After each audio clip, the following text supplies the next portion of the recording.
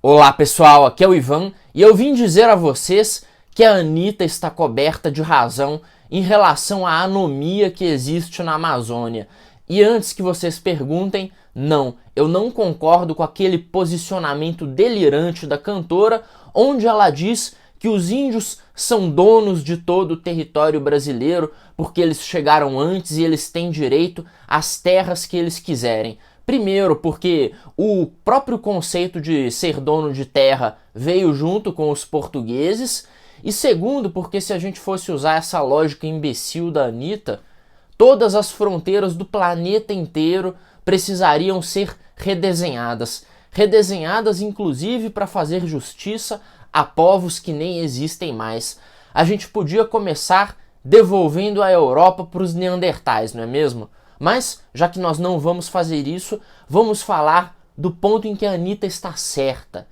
Tá circulando por aí a hashtag Anitta mentirosa, porque ela disse que a Amazônia é uma terra de ninguém, é um local de completa anomia, é um local onde não existe lei e ordem. E ela está certa. Eu vi até que o Arthur gravou um vídeo refutando alguns pontos do discurso dela, inclusive esse ponto idiota sobre os indígenas serem donos de tudo. E ele citou inclusive que o Brasil tem um dos códigos florestais, ou o código florestal mais moderno e abrangente no mundo. Um código florestal realmente capaz de proteger as florestas. Muito bom. E do que adianta um código florestal com essa qualidade se a gente tem um ministro madeireiro, ministro do meio ambiente do governo, envolvido em madeireira ilegal?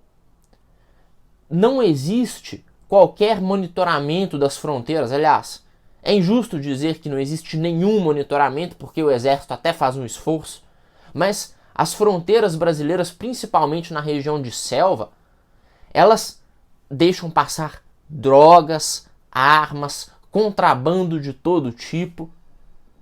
Isso para vocês é um local onde a lei e a ordem impera? É óbvio que não. Mas, não vamos parar só por aí. Além de não existir monitoramento nas fronteiras, o que faz com que o território brasileiro seja frágil, não só para contrabando, tráfico e outras besteiras, mas como também para invasão, para interferência externa, existe também a falta de capacidade de fazer monitoramento do território amazônico em si, monitorar desmatamento, queimadas. Ou vocês perceberam que essas queimadas, esse desmatamento todo, só viram notícia quando chegam em níveis astronômicos? É verdade, existe um esforço muito grande de preservação da mata amazônica e das demais florestas no Brasil, mas não tem sido suficiente para coibir a atividade, por exemplo, de garimpeiros ilegais que colocam fileiras gigantescas de balsas no meio do rio Amazonas e ficam lá minerando durante dias, sendo que em qualquer país civilizado aquela palhaçada inteira teria sido mandada pelos ares nos primeiros 15 minutos de operação. Ou o que você acha que acontece se você colocar uma fileira de balsas imensa em algum rio nos Estados Unidos fazendo alguma coisa ilegal? O que você acha que vai acontecer? Quando muito, vai ser todo mundo preso civilizadamente, se as autoridades estiverem de bom humor. Senão vai tudo pelos ares. E é assim que devia ser no Brasil. Só que não é. Aqui no Brasil você tem garimpeiro fazendo festa, madeireiro fazendo festa, traficante de droga, de arma, de animal silvestre, e nada é feito pelas autoridades. Porque as autoridades estão ocupadas em, quando não cobrar propina, em se engajar diretamente no esquema, igual o ministro lá fez, o ministro madeireiro do Bolsonaro. Mas por que a gente vai falar também só da questão da preservação da mata? Vamos falar da população que vive naquela região. Tem indígena, tem a população ribeirinha. Existem milhares e milhares de cidadãos brasileiros vivendo naquela região. É o quê? É o carro do quê? O carro do ovo? O carro da pamonha? É o quê? Não entendi. Tá. Não quero pamonha não. Bom, mas como eu ia dizendo, Vamos falar sobre a população que vive na Amazônia. População que não tem acesso a saneamento, não tem acesso à estrada, não tem acesso a saúde e educação de qualidade. A população que vive distante de qualquer recurso que possa ser provido pelas autoridades brasileiras, né? Vive distante dos recursos do Estado. Esse Estado que a gente paga uma fortuna para sustentar, que a gente entrega 6 meses do nosso trabalho, os amazonenses eles também entregam, né? E cadê o Estado para eles? Cadê estrada? Cadê saneamento? Cadê saúde, educação, cultura, essas coisas todas, né? Que diz a nossa maravilhosa Constituição que vai ser fornecida. Não tem, mas eles continuam pagando imposto. Sem falar, é claro, que no interior de estados como Pará, Mato Grosso, Amazonas e etc., o que impera é o verdadeiro coronelismo, né? O que impera são oligarquias comandando a vida das pessoas, se apropriando da coisa pública para satisfazer os seus próprios interesses, né? E por que a gente também não fala sobre as ONGs, né?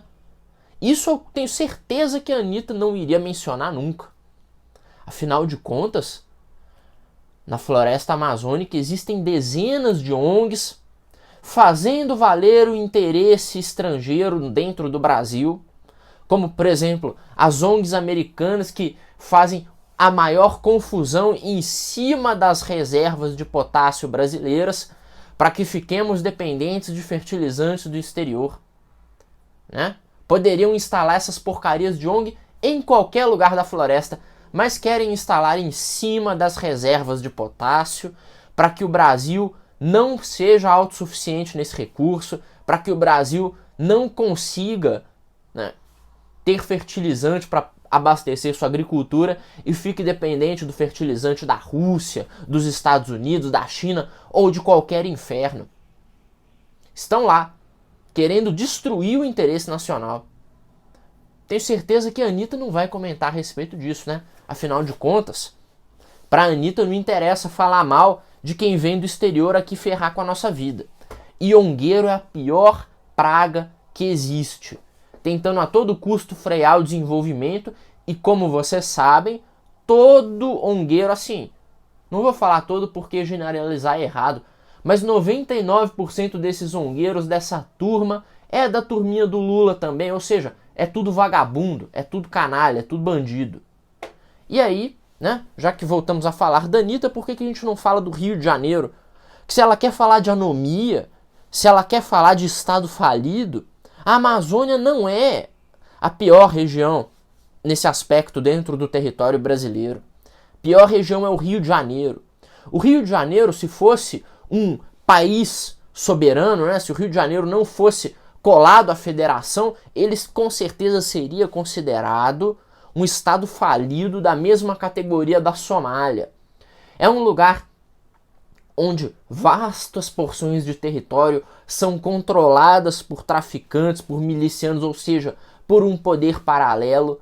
É um lugar onde o Estado, vamos colocar lá o Estado do Rio de Janeiro, o poder constituído, né, constituído em cima de propina e roubo também constitui qualquer coisa, né? Mas é um espaço onde o poder constituído não consegue alcançar todo o território. Ou seja, existem lugares lá em que a polícia não pode entrar.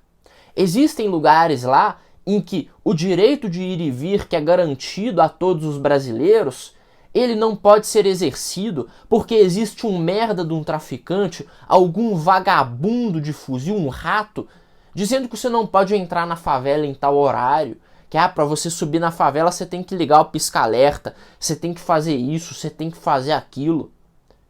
E o que um vagabundo de um traficante pensa que é para fazer essas exigências? Bom, ele é dono de uma porção de território num estado falido, né? No estado falido do Rio de Janeiro.